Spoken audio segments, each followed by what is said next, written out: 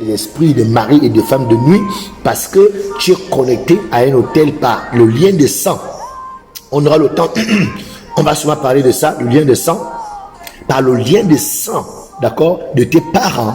Donc il y a cette transmission naturelle de ces esprits qui naviguent dans toute la famille et ça se colle à toi. Donc c'est pourquoi le Saint-Esprit n'est pas donc en chaque être humain. C'est pourquoi tout le monde n'est pas enfant de Dieu.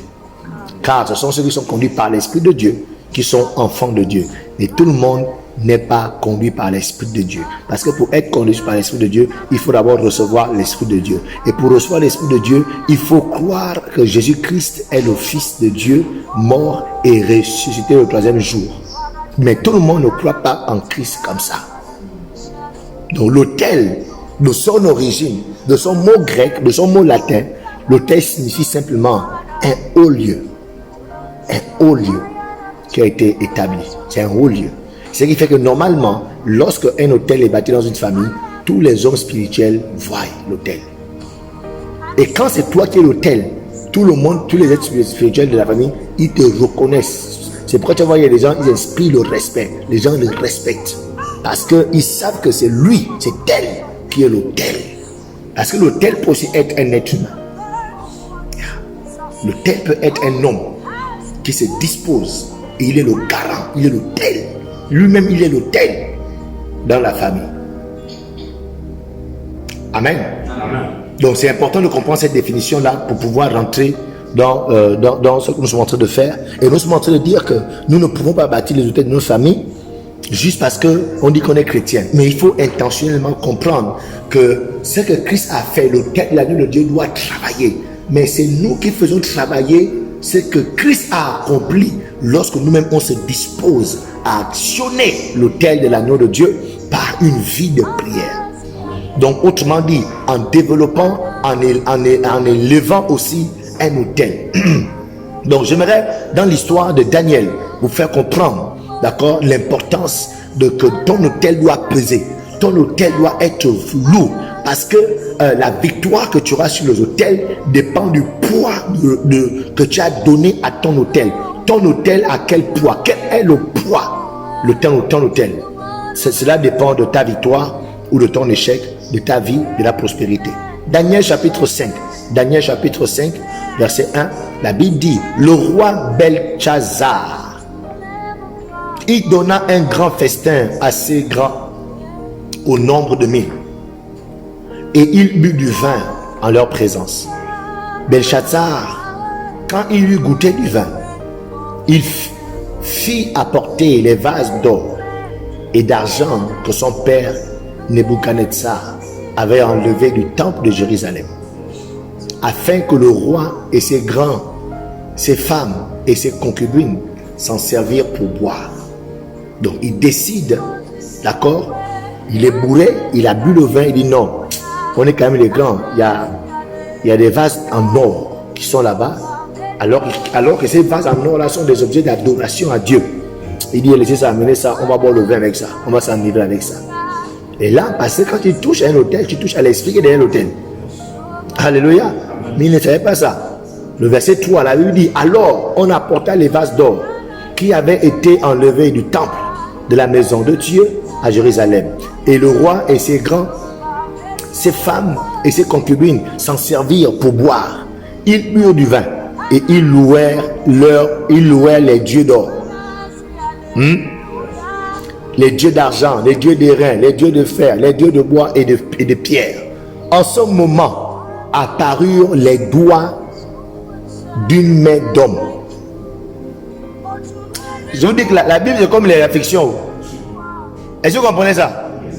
Non, on lit là parce qu'on est en train de lire, bon, voilà. Mais attendez, on nous explique que pendant que le gars est en train de faire sa fête, il buvait son vin avec ses amis, il apparut quoi? Les doigts d'une main d'homme. Et ils écrivirent en face du chandelier sur les chaux de la muraille du palais royal.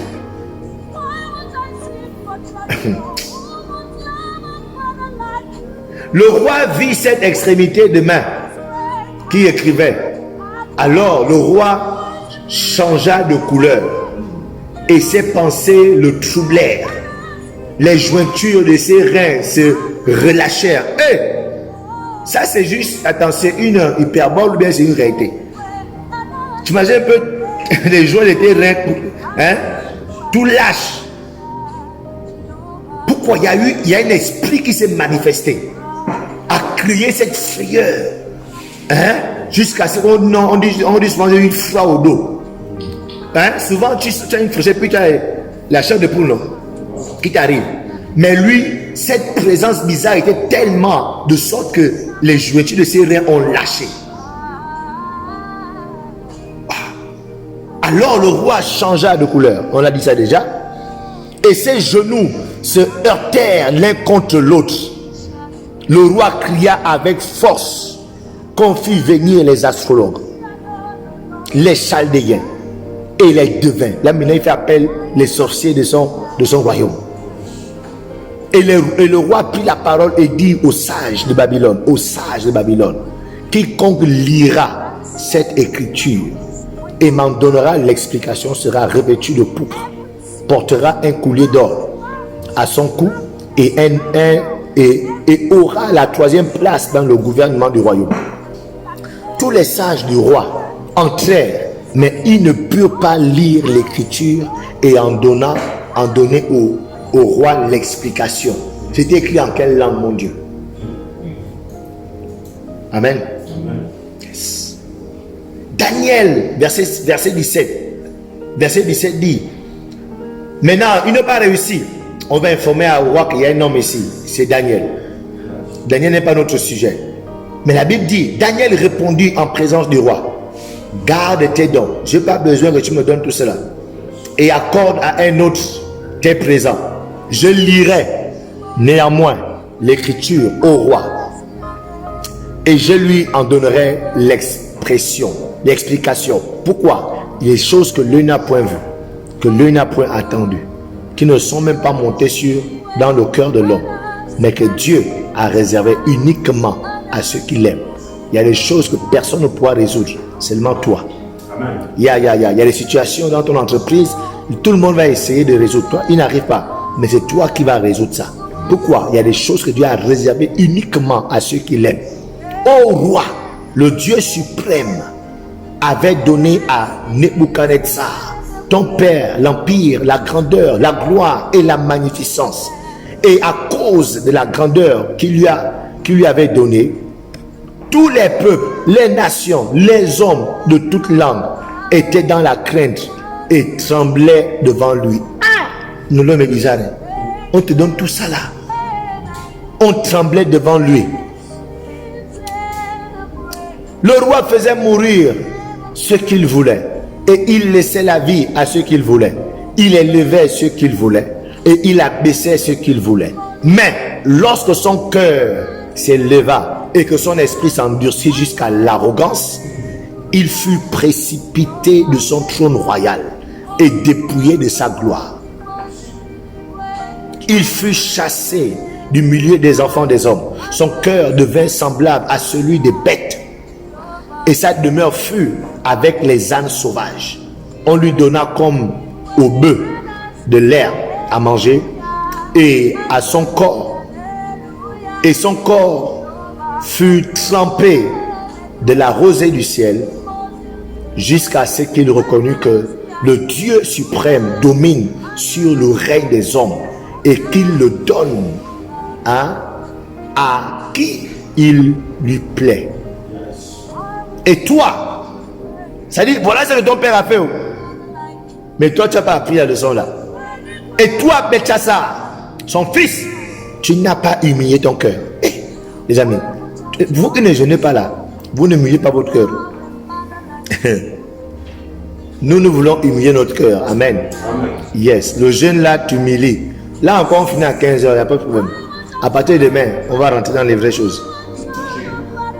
Hein? À partir de demain? Mais non, les gens qui arrivent à jeûner à 18h. Demain, on coupe les gens à 18h. 18h, c'est aussi un combat. À partir de demain, on rentre dans les... À partir de demain, oui. À partir du jeûne de demain. Hein? Shabaya. Yes. Elles sont ensemble. À partir de demain, on rentre dans les eaux profondes. Jeudi, on va accélérer. Vendredi, Shabaya. Et samedi, yes, c'est ça. Yeah. Il dit quoi? Toi, son fils, tu n'as pas humilié ton cœur. Quoique tu suces toutes ces choses. Ah, toi, tu es au courant de tout ça, là, tu t'en fous. Ok. Verset 23. Tu t'es élevé contre le Seigneur des cieux. Les vases de sa maison ont été apportés devant toi. Et vous vous en êtes servi pour boire du vin. Toi et tes grands, tes femmes et tes concubines. Tu as loué les dieux d'argent, d'or, de reins, de fer, de bois, de pierre, qui ne voient point, qui n'entendent point, et qui ne savent rien. Et tu n'as pas glorifié le Dieu qui a dans sa main ton souffle et toutes tes voix. C'est pourquoi il a envoyé cette extrémité de main. C'est Dieu qui a envoyé la main. Oh Seigneur, nous voulons revoir ces choses. C'est-à-dire, les gens qui veulent te détruire, Dieu envoie la main, le gifle. Amen. Amen. Les sorciers qui sont en train de planifier ta destruction. Les gars, nous sommes en combat. Là, on frappe, on tue. Là, on ne sauve pas les gens, on tue d'abord les gens. On va reprendre, sauver les gens en janvier. Pour l'instant, on les tue d'abord. C'est-à-dire, ils sont en train de planifier. Oh non, on va faire aussi. Oh non, pourquoi on doit le promouvoir? Non, non, ce de faire. Non, non. Pendant qu'ils sont en train de faire, Dieu gifle à la bouche. Et sa bouche ne souffle plus. Alléluia. C'est pourquoi il a envoyé cette extrémité de main qui a tracé cette écriture. Voici l'écriture qui a été tracée. Comptez 1, comptez 2, pesez et divisez. Donc on a additionné toute ta vie comme ça là. On a mis ta vie sur une balance. Quand on a fait la division, verset 26, et voici l'explication de ces mots. Comptez, Dieu a compté ton règne. Ok? Donc Dieu dit quoi? Avant de te détruire, avant de te frapper par rapport à ce que tu as fait, je veux quand même jauger, tu pèses à quel niveau? Peut-être que non, toi peut-être que tu as un hôtel qui pèse, qui pourrait intercéder en ta faveur. Je viens quand même te peser quand même. Mais ton règne a été compté. Dieu a compté ton règne et il a mis fin. Pourquoi? Ton règne était léger. D'accord? Du moins, quand on a compté tout, ça ne valait pas grand-chose. Ensuite, peser. Tu as été pesé dans la balance et tu as été trouvé comment? Léger. Il ne faut pas qu'un démon te trouve léger, je t'en supplie. Alléluia. Il ne faut pas que quand un démon se tienne devant toi comme ça là. Comme ils ont vu les fils de Céphas. Ils ont regardé, ils ont compté. Tu oublies ici, ils ont pris 0,50. Bon, faisons quand même, peut-être les gens, c'est quand là sont une stratégie. Quand ils te pèsent, tu le carton. Je dis, what? Toi, tu me pèses bien et tu oses venir ici là. Tu te tiens sur quoi pour venir affronter? Quelle est la force qui est derrière toi? Compter, peser, tu as été trouvé léger. La balance, on t'a pesé, tu es léger. Divisé, ton royaume sera donc divisé. Et donne aux Médès et aux Perses. Aussitôt, Belchassar donna des ordres et l'on revêtit Daniel de pourpre et on lui mit un coup de collier d'or. Et on publia qu'il aurait la 3e place dans le gouvernement du royaume. Cette même nuit, regardez, cette même nuit, les représailles maintenant. Vu qu'on t'a compté, Dieu, vous savez, quand Dieu combat, il envoie les hommes. Allez voir d'abord nos gars là. Ils pèsent quoi? Ils pèsent quoi? Lorsqu'ils ont voulu tuer, comment il s'appelle? Il y a un qu'on a vu que Dieu a dit non, il va mourir. Le prophète est venu l'informer que non. Monsieur, tu vas mourir aujourd'hui. Le gars a dit, moi, mourir. Il est parti prier. Il allait. Il s'appelle comment? Et il a prié. Quand Dieu lui-même est venu là, Dieu a compté pays là avec un gars pèse. Son intercession la pèse. Allez, tu vois maintenant, ce n'est pas du vent. Dieu a dit au prophète, pardon, retourne. dit qu'on ajoute 15 ans. Parce que quand même, le gars, il est le truc. Alléluia. C'est ce qui se passe dans le monde spirituel. Dans le monde spirituel, on te regarde, on te pèse. Tu pries beaucoup là, maman, je vous casse, je vous chasse, j'envoie le feu. Les démons regardent, ils arrivent. C'est pas ça que tu dis là, qui suit. Tu pèses quoi? Tu pèses quoi? Alléluia. Amen. Tu pèses quoi? C'est pourquoi nous sommes en train de dire, nous devons nous battre à développer une vie de prière. Parce que ça te donnera du poids dans l'esprit. Yeah. Comme ça, quand tu vas aller le secouer, ce n'est pas n'importe qui. Quand on va commencer à aller dans les villages, on amène les gens légers. On amène les gens qui pèsent, qui ont un bagage. Les gens qui ont souffert la prière, qui ont appris à souffrir dans le jeûne et dans la prière. Donc spirituellement, ils pèsent. Yes. Verset 31. Et Darius, la même nuit, Darius s'empara du royaume, étant âgé de 62 ans. Yeah. Donc le verset 6 de Daniel 5, la Bible dit alors le roi changea de couleur et ses pensées se troublèrent, les jointures de ses reins se relâchèrent et ses genoux se heurtèrent l'un de l'autre. Je déclare que alors que tu vas peser, alors que ce jeûne te donne du poids, que tous tes ennemis tombent sur le jugement de Dieu. Amen. Que tous tombent sur le jugement de Dieu. Amen. Dieu est venu juger cet homme qui a osé toucher à l'autel, à quelque chose de sacré, de consacré, parce que tu vas peser, tu vas tellement peser que lorsqu'on va te toucher, c'est le jugement de Dieu qui va se déclencher contre tes ennemis. Amen. Au nom de Jésus-Christ de Nazareth. Tous ceux qui ont planifié, tous ceux qui ont contribué à ton échec, à ce que ta vie soit à ce niveau, tous ceux qui ont travaillé dans le secret, à ce que ta vie soit là où elle est aujourd'hui, à ce que tu es la maladie que tu es à ce niveau, que ta vie soit bloquée à ce niveau, qu'au sortir de ce jeûne, que le jugement de Dieu tombe sur eux. Amen. Le verset 23, il dit, tu t'es élevé contre le Seigneur des cieux. Les vases de sa maison ont été apportés devant toi. Et vous en êtes servis pour boire du vin, pour faire vos choses. C'est pourquoi Dieu a envoyé ses doigts pour te juger. Alléluia. Amen. Comptez, pesez, divisez.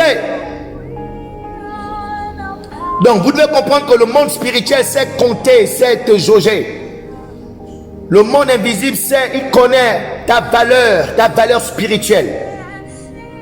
Yes. Tu vaux combien spirituellement?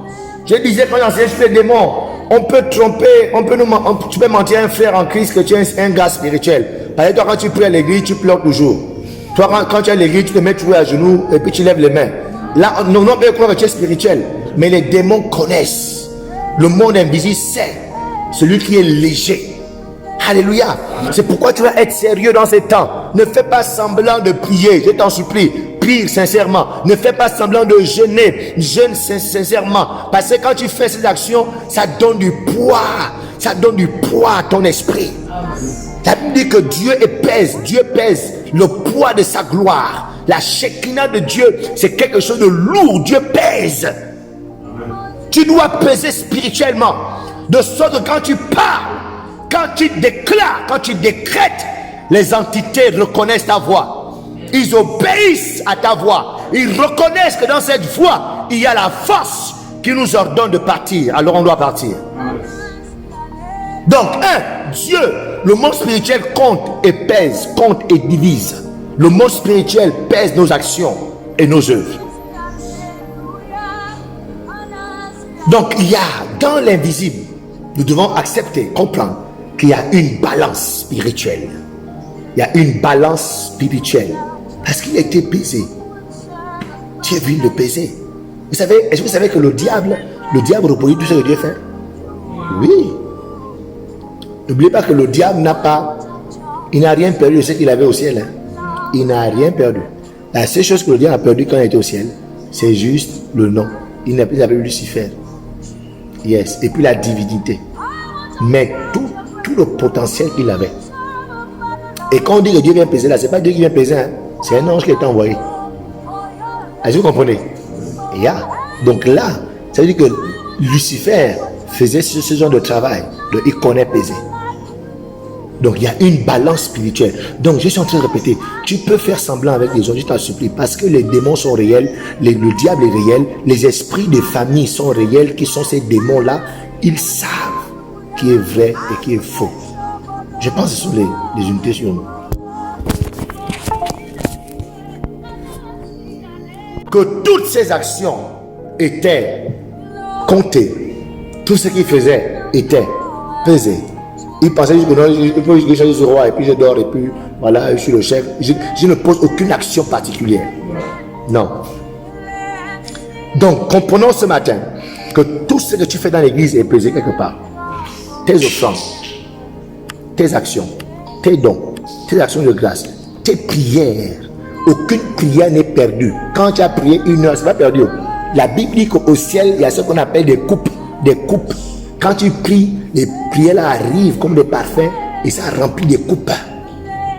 C'est quand les coupes là sont pleines que Dieu renverse seulement. Et c'est ce renversement là qui est l'exaucement de tes prières. Ou bien le jugement. C'est pourquoi il faut beaucoup prier pour remplir ta coupe qui est au ciel. Est-ce qu'on est ensemble? C'est très important. Donc, nos heures de prière, nos heures d'intercession sont comptées. Nos dîmes, nos offrandes sont comptées.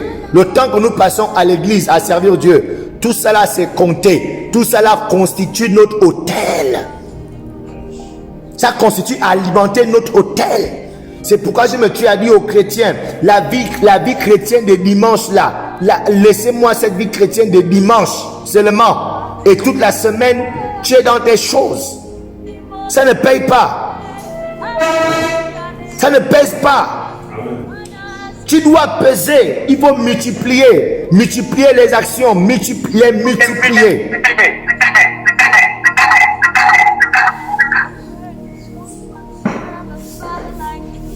Amen. Donc, vous qui venez à l'église le dimanche, vous qui priez le dimanche quand tout le monde prie ici, vous qui donnez l'offrande, et quand tu donnes l'offrande, ton offrande est 500 toujours. Je vous dis, il y a des gens dans la nuit, pendant que toi tu dors, qui cherchent, qui amènent des moutons. Il y a des gens qui prennent des sommes d'argent. Ils vont rencontrer des féticheurs la nuit quelque part. Yes, il y a des gens qui le font. Donc pendant ce temps, toi tu cherches un poste. Avec ta petite prière le dimanche matin où le pasteur a transpiré sur toi, il a versé l'huile sur toi et tu pars, tu vas déposer un dossier. Mais quelqu'un, d'accord, il a dépensé des centaines de mille. Il a dépensé toute une nuit. On l'a lavé toute la nuit avec un fût. Dans la fraîcheur, avec un fût, on l'a lavé avec un fût, on l'a fait boire les œufs crus, on l'a fait manger les excréments de moutons, on l'a humilié, c'est pourquoi vous allez voir, certains, on va leur dire, on va te laver au carrefour nu. Pourquoi? Il faut t'humilier, parce que quand tu es humilié, une force prend le contrôle sur toi. Il te donne l'élévation. Mais nous, on ne s'humilie pas devant les démons. Nous, on s'humilie sous la puissante main de l'Éternel. Alléluia. J'espère que vous comprenez ça. Et là, quand on arrive, les deux dossiers sont posés. Tu penses que c'est Dieu est juste, c'est la balance. Là, maintenant, c'est autel contre autel.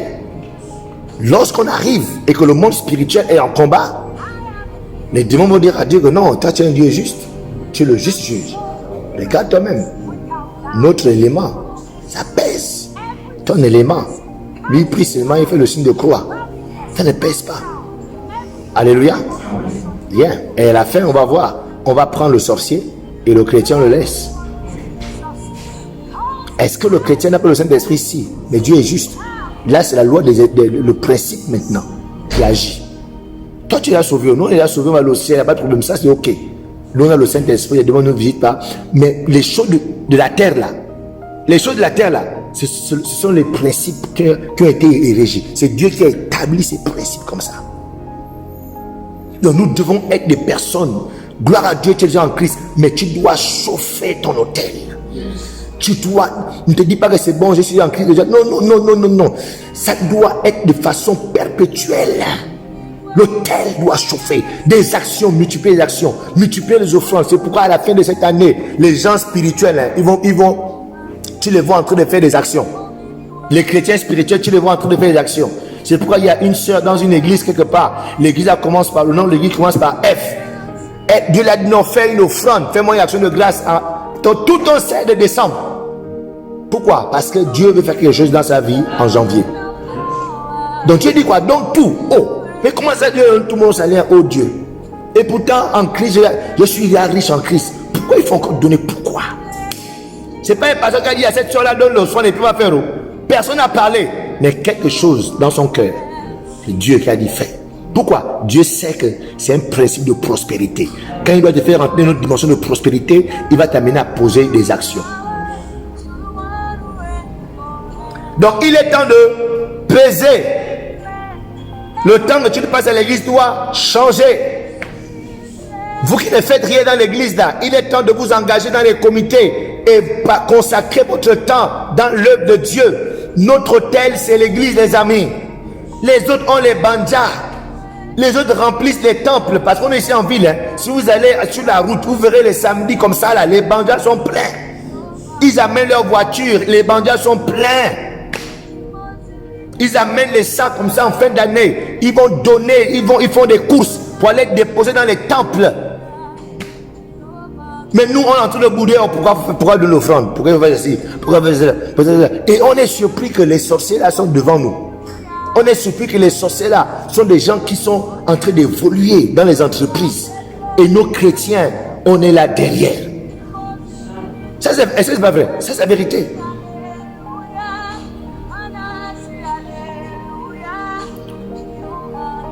Donc ça commence par ta vie de prière. Commence à changer ta vie de prière. Commence à beaucoup prier. Parce que les chrétiens incrédules sont les chrétiens qui ne prient pas beaucoup. Quand tu es un chrétien qui prie beaucoup, hein, tu verras que l'incrédulité va diminuer. Parce que la foi et la prière vont de pair. Quand tu pries beaucoup, c'est la preuve que ta foi a augmenté. Quand ta foi est grande, tu pries beaucoup. Quand tu pries beaucoup, c'est parce que ta foi est grande. Donc commence à beaucoup prier, tu vas commencer à comprendre et appliquer ces principes. Donc c'est le temps du roi, du jugement du roi. Oh roi, on va te juger. Tes œuvres vont être pesées. La sentence de ce roi était la mort. Alléluia. La mort. Et je prophétise sur quelqu'un. Je déclare, je décrète sur quelqu'un que au sortir de ce temps, la sentence, quand tu vas être pesé, la sentence qui tombera sur toi, c'est la promotion. Ayaro Shadaba. Je dis, on te donne la direction de cette entreprise. C'est toi qui seras le directeur, c'est toi qui seras le gérant, c'est toi qui seras le préfet, c'est toi qui seras, on appelle ça comment, le censeur de cet établissement. On te donne, on dit mais comment, et pourtant il vient d'arriver, mais il est nouveau, mais il est nouvelle, elle fait comment et tout. Non, non, non, non, non, on l'a pesé, on l'a compté. Non, il pèse, il mérite cette position. Alléluia. Que cela soit ton partage au nom de Jésus. Amen. Que ce jeune te donne assez de poids pour que en janvier 2025, que tu sois promu au nom de Jésus-Christ. Que tu sois accepté au nom de Jésus-Christ. Je le déclare sur ta vie au nom de Jésus-Christ de Nazareth. Amen. La sentence, quand on va te peser, ils vont te peser à la fin de cette année. Amen. Ils vont peser. Bon, non, là, ils pèsent déjà assez de choses. Mais là, elle pèse tellement. On ne peut plus garder tes enfants.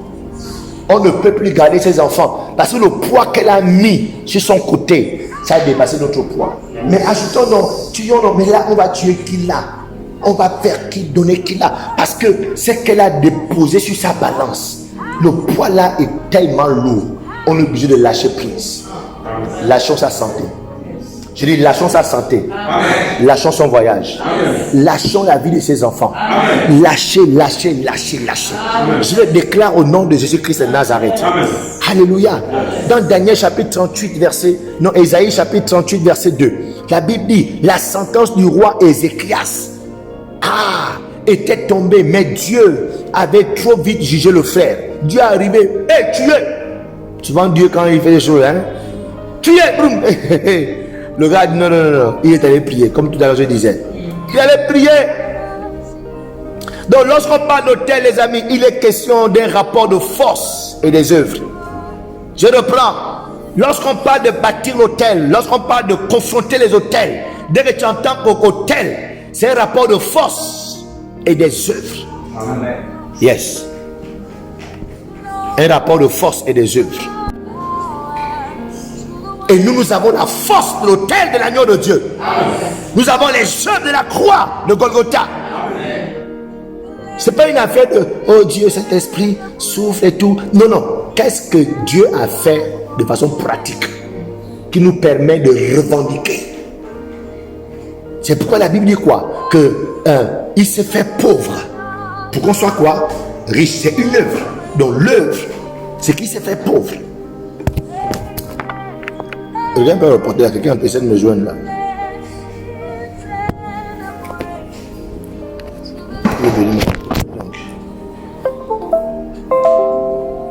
Donc, ça veut dire quoi? Qu'est-ce que ton ennemi a utilisé contre toi? Qu'est-ce qu'ils ont fait? Qu'est-ce qu'ils ont utilisé pour bâtir cet hôtel?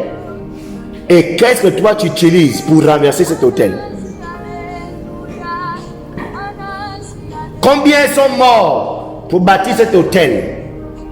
Combien de vies, combien de moutons, combien d'argent ont été sacrifiés pour permettre à ces démons de rentrer et d'agir?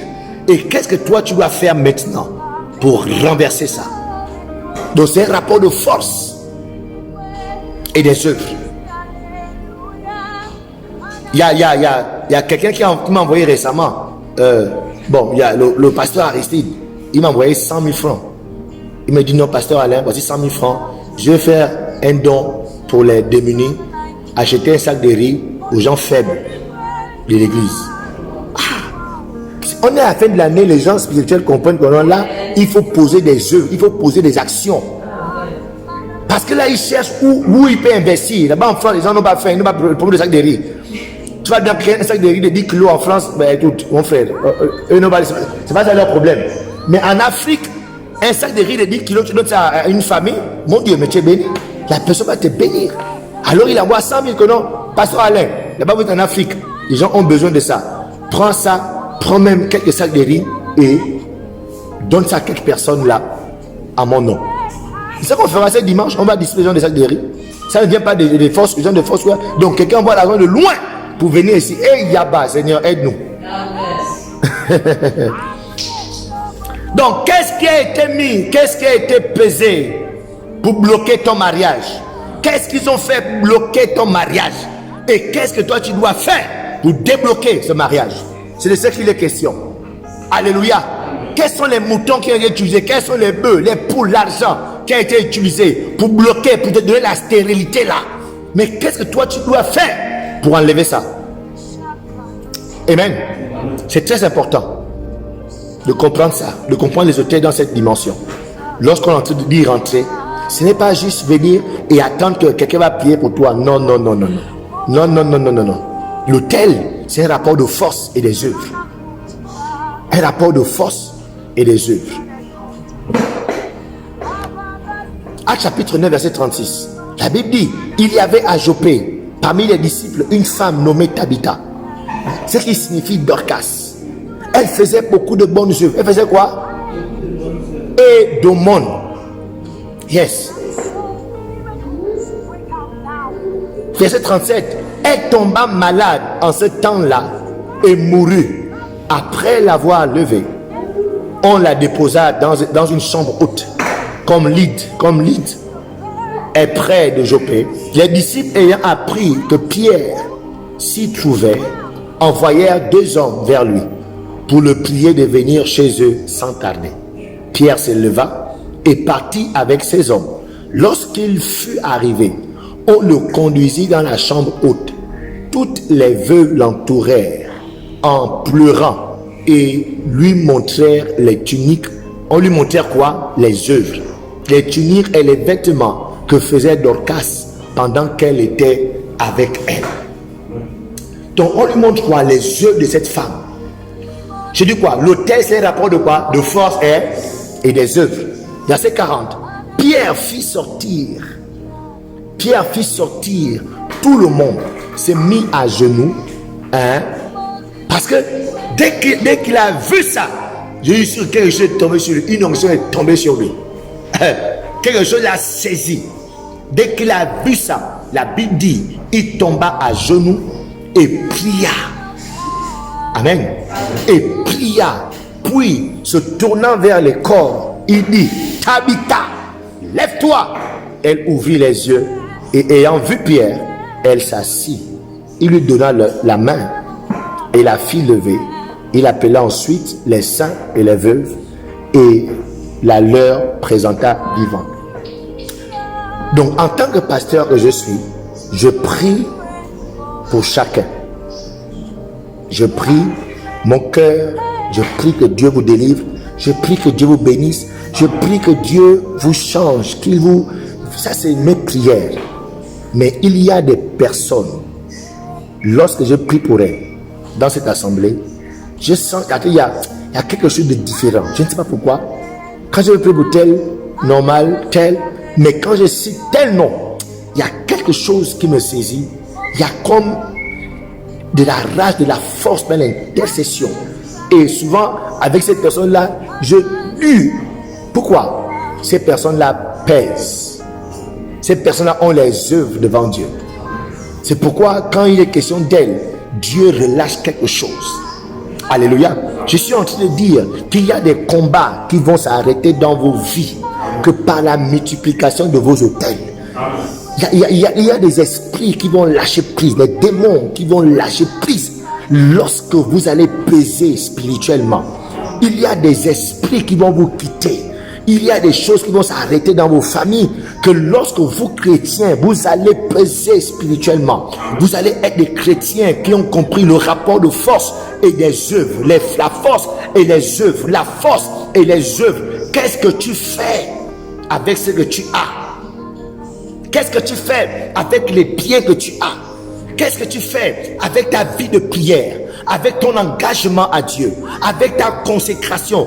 Qu'est-ce que tu fais de ça? C'est ça qui te donne la force dans l'esprit, de sorte que lorsqu'il est question de combattre, c'est ce rapport-là qui travaille pour toi. Ce n'est pas là maintenant là qu'il y a un démon. Oh yo, maintenant tu veux juste prier. Sors, feu. Mais tu es léger. Dans le passé, tu ne pèses pas. Quand le démon te voit, le démon rit même. Un jour, il y a un frère à Franceville.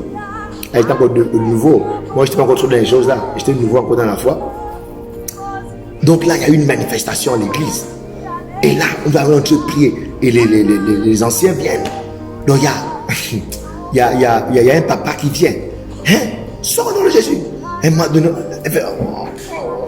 Après, quand le papa l'a dit, sors au nom de Jésus. Après, il dit, non, même toi. Même toi. Donc, même toi, tu veux. Oh non! Le frère avait compris le message, il devait s'arrêter de prier. Pourquoi? Parce que lui-même, il sait qu'il est léger, il ne pèse pas. Que Dieu te donne de peser dans l'esprit au nom de Jésus. Il te donne de peser. Peut-être tu n'as pas l'argent, peut-être tu n'as pas le bien pour faire ce sacrifice. Peut-être tu n'as pas ces biens, mais regarde, je te dis, tu as ton corps. Ton corps peut être un autel que tu offres à Dieu. Tu donnes ton corps dans la prière, tu donnes ton corps dans le jeûne, tu donnes ton corps dans le service de la maison de Dieu, et tu vas peser dans l'esprit. Alléluia. Je me rappelle lorsque j'étais étudiant sans argent, c'est vrai, je n'ai pas l'argent, c'est vrai, mais j'avais mon corps qui pouvait prier longtemps. Mon corps qui pouvait jeûner constamment.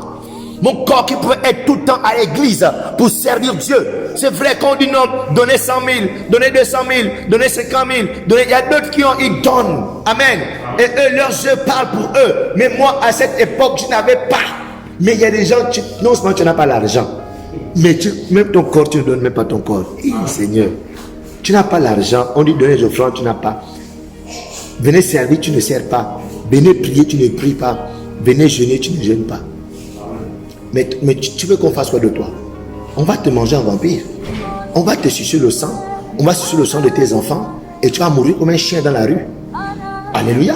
Oh yes, ça c'est la vérité. Donc il faut donc se dire, si je n'ai pas, le bishop nous a enseigné une thématique pour dire, il faut apprendre à faire l'impossible avec le disponible. Avec ce que tu as, tu peux faire l'impossible. Aujourd'hui, tu n'as pas l'argent, mais qu'est-ce que tu as pour peser dans l'esprit? Utilise ça au maximum. Si toi, il n'y a que la prière, c'est pourquoi moi j'aime beaucoup le frère Pierre. Il ne voit pas. Mais le gars, il a déjà développé une vie de prière. Alléluia. Yes. Il ne peut pas lire la Bible, les versets, mais il a développé une vie de prière. Il ne se demande pas, moi, je ne vois pas, vraiment, Dieu m'a abandonné, et puis tu es là, tu souffres, tu es aveugle, tu souffres. Mais il dit non, si Dieu ne voit pas, mais ma bouche parle. Ma bouche peut parler, peut prier. Alléluia. Amen. Donc moi, quand j'étais étudiant en Fauché, j'avais 3 localisations. C'était l'école, maison, église. École, maison, église. Moi, je n'avais pas les amis que je visitais. Moi, je ne suis pas allé au Sénégal pour me faire les amis. École, maison, église. C'était ça mes 3 localisations. Mais il y a des gens, ils ne peuvent pas venir aux réunions de prière parce qu'ils allaient rencontrer son ami qui fait son anniversaire. Et là-bas, on boit le vin. Chabaya.